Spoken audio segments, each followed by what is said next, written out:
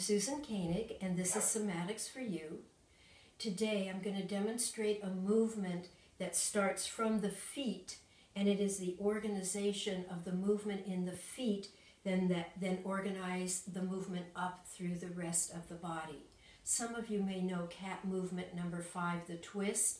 Well, this is a variation on the twist, but it's organized from the foot ankle area, and I'll demonstrate that now.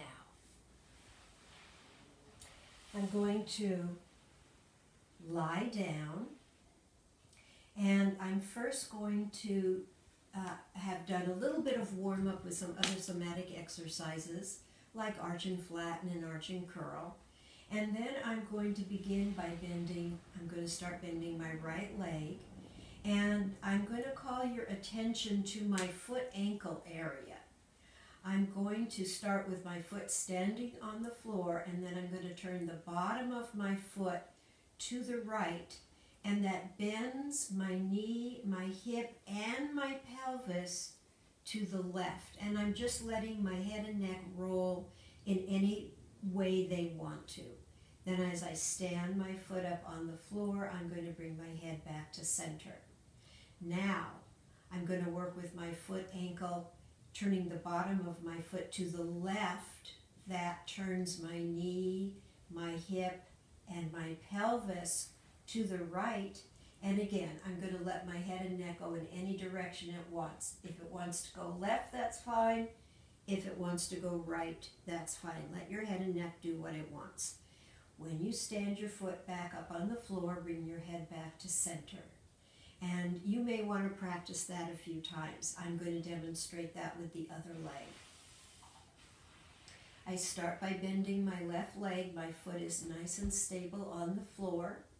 I'm going to turn the bottom of my foot to the right so that my foot ankle starts that rotation, and that's going to turn my knee, my hip, and if I keep going, my pelvis to the left. Let your head and neck roll, and then come back to center. Now again, starting at the foot ankle, I'm going to turn the bottom of my foot to the left. That turns my knee, my hip, and my pelvis to the right. And let your head and neck roll any way it wants. Come back to center. Now, bend both legs, and we're going to work both legs at the same time in a lower body rotation. The upper body can also rotate, and the head and neck can turn any way the body wants to at this point. We're going to do the movement from the feet.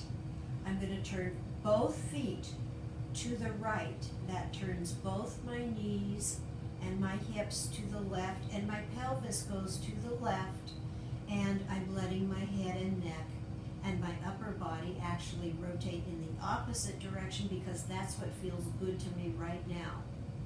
And then come back to center, standing your feet on the floor. Now I'm going to take both feet to the left. That's going to bend and turn my knees, my hips to the right, rotate my pelvis to the right. Right now it feels good for my head to be rotating to the left. And come back to center. And I'm going to show that a few times. Feet, knees, hips, pelvis, let the head roll. Back to center. Bottoms of the feet to the left, knees, hips, pelvis to the right, let the head and neck roll. Come back to center and go back and forth, starting with the feet.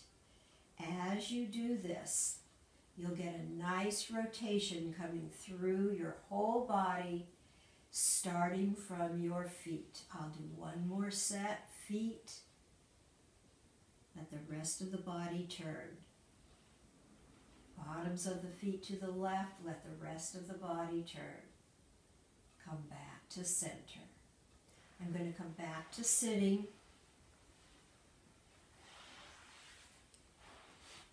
I hope you enjoyed that movement. It's a different kind of rotational feel than when you turn from your knees, hips, and pelvis. So I hope you try this, and in the process of practicing this, you'll be surprised at how much mobility your feet and ankles gain. And then when you do activities like walking, you'll feel more mobile and yet more integrated into yourself. Thank you very much.